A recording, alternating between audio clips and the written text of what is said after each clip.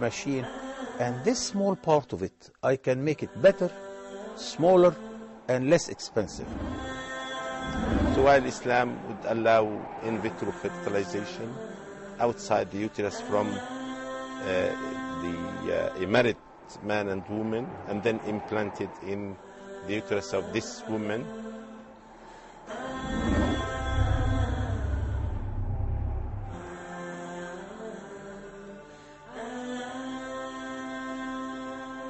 when you are weak and the road seems long, remember, just remember, seek strength from the strong. Alhamdulillah, wassalatu wassalamu ala Rasulillah.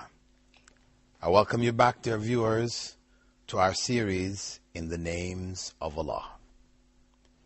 And in this segment of our series, we're looking at two of Allah's names which are related to His vast mercy.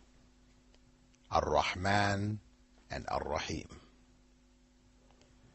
Before the break, we looked at it from a linguistic perspective, and we began, following that, to look at its general meaning with regards to Allah, and we said that the name Ar-Rahman refers to Allah's essence, whereas the name Rahim refers to, or is used to refer to, His actions.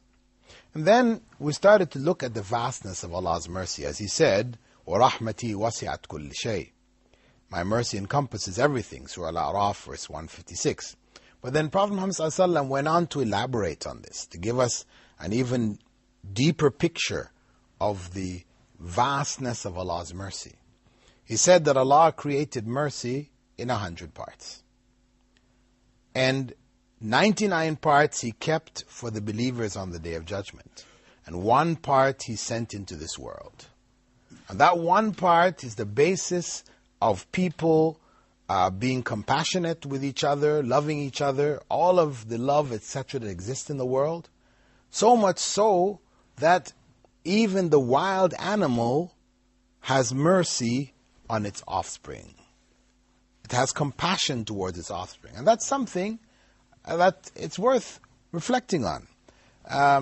Why a wild animal, which we know is so vicious? You come in its presence, a lion or a tiger, a leopard, will tear you to pieces without any hesitation. Not because it's angry at you, but that's just its nature. As a wild animal and a carnivorous animal, it will eat. When its food is presented to it and it's hungry, it will eat whatever. Yet, it has offspring. And it doesn't eat its own offspring. What stops it from eating its own offspring? That's really something amazing if one just stops to think about it. And as the Prophet ﷺ mentioned, that the animal, those that have hoofs, like a horse or a camel or whatever, these are the animals, when they give birth and their offspring is small and it's drinking from them, whatever, drinking milk, it is careful not to trample its offspring. What stops it from doing that? What gives it that care and concern? That same horse, if it was a wild horse, for example, you would not be able to ride it. It's not controlled. It's not tame. So it's wild. But with its offspring, it's careful. And that is from the 1 part of Allah's mercy which He has put in the world. That even the wildest of animals cares, has compassion for its offspring. Furthermore, if we look at Allah's mercy from the perspective of His anger and His mercy, what we find is that the vastness of His mercy puts precedence on His mercy over His anger. And this is based on Allah's statement when He said in a number of places in the Quran describing Himself settling on the throne, He said, Ar-Rahman Ar-Raheem istawa, for example in Surah Taha, verse 5. The Most Merciful is established on His throne. Allah brings together two attributes or two qualities. One, the throne, it's not an attribute of Allah, but it is an attribute of His creation. One of the parts of His creation, which He has made the vastest and the greatest of His creation. So much so that the Prophet ﷺ had said, describing the whole of creation in relationship to the footstool which is less than the throne. The Prophet ﷺ said that the whole of creation, the whole universe, everything that exists, in relationship to the footstool, is like a brass ring thrown in the middle of a boundless desert. A vast desert. As it falls, it is invisible. You can't even see it. And the footstool, in relationship to Allah's throne, is also like a brass ring thrown into a boundless desert. So what are we talking about here in terms of the throne? The vastness of the throne is incomprehensible. It is the greatest part of Allah's creation. So Allah, in these verses where He talks about establishing Himself on His throne, being established on the throne, settling on the throne, He uses, on one hand, the biggest and greatest aspect of His creation, and then He describes Himself as Ar-Rahman.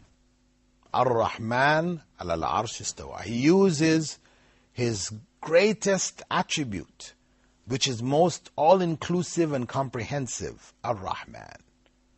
His mercy, which covers everything.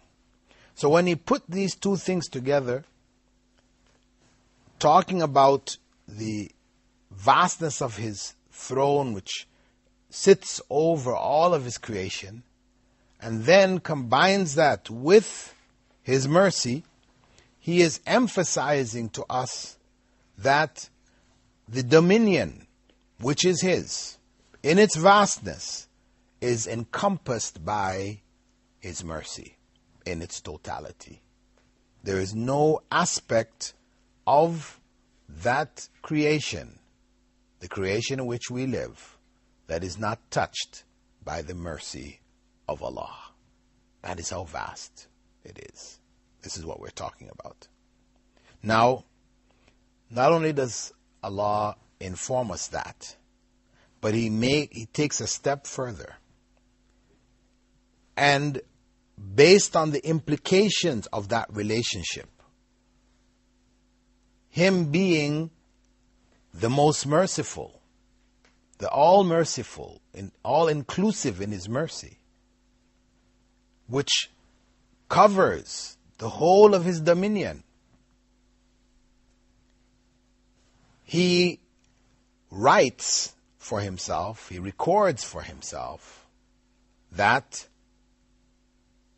mercy would be an obligation on Himself, stressing precedence given to mercy. So He said in Surah Al-An'am, 6th chapter, verse 54, كَتَبَ رَبُّكُمْ عَلَى نَفْسِهِ الرَّحْمَةِ.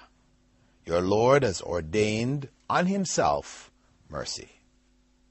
He has ordained it on Himself. Why? Because no one could make it obligatory on Allah.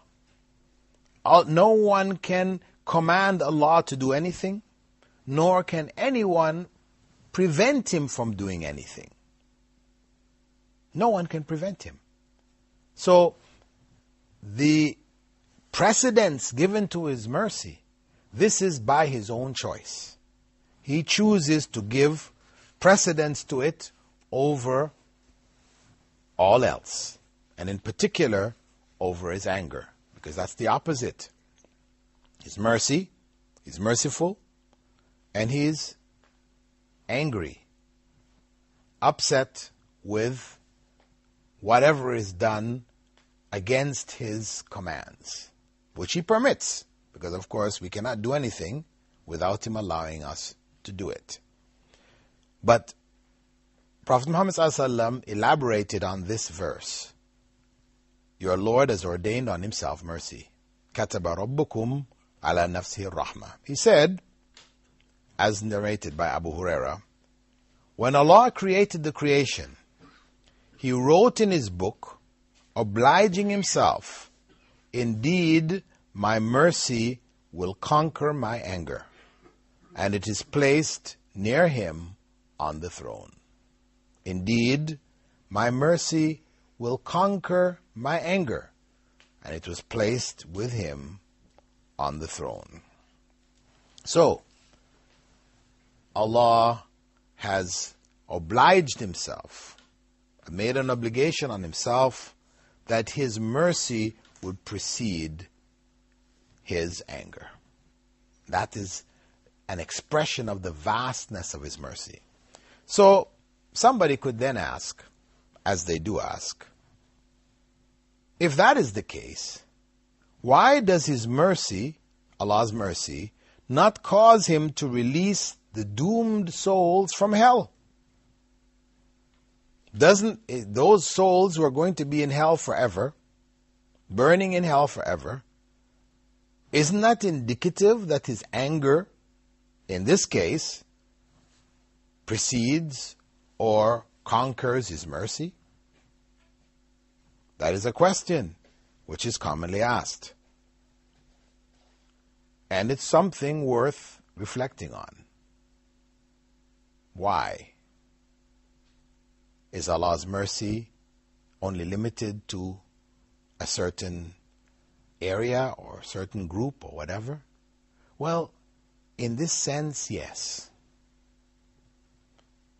His mercy does include people who end up in hell, because He does remove from hell some people who are doomed there. There's a narration from the Prophet ﷺ, which was collected by Abu Sa'id al-Khudri, in which he said that Allah, after the angels had interceded, and the messengers had interceded, and the believers had interceded, and no one remained to intercede, except the most merciful of the merciful, He will then take a handful from the fire and bring out of it people who never did any good, and who had been turned into charcoal, and cast them into a river called the River of Life, on the outskirts of paradise.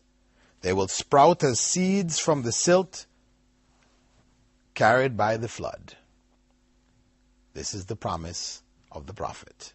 So Allah's mercy even reaches the inhabitants of hell. Anyway, dear viewers, we're going to stop here and continue in our next episode. We'll continue to look at this idea because it does need a little more reflection to answer this particular question. But fundamentally, Allah's mercy, as He said, encompasses everything, and it precedes His anger. And this is the greatness of those divine names, Ar-Rahman Ar-Raheem. With that, dear viewers, I bid you all farewell, and I hope to see you in our next episode. Assalamu alaikum wa rahmatullahi wa barakatuh. When you are weak and the road seems long, remember, just remember,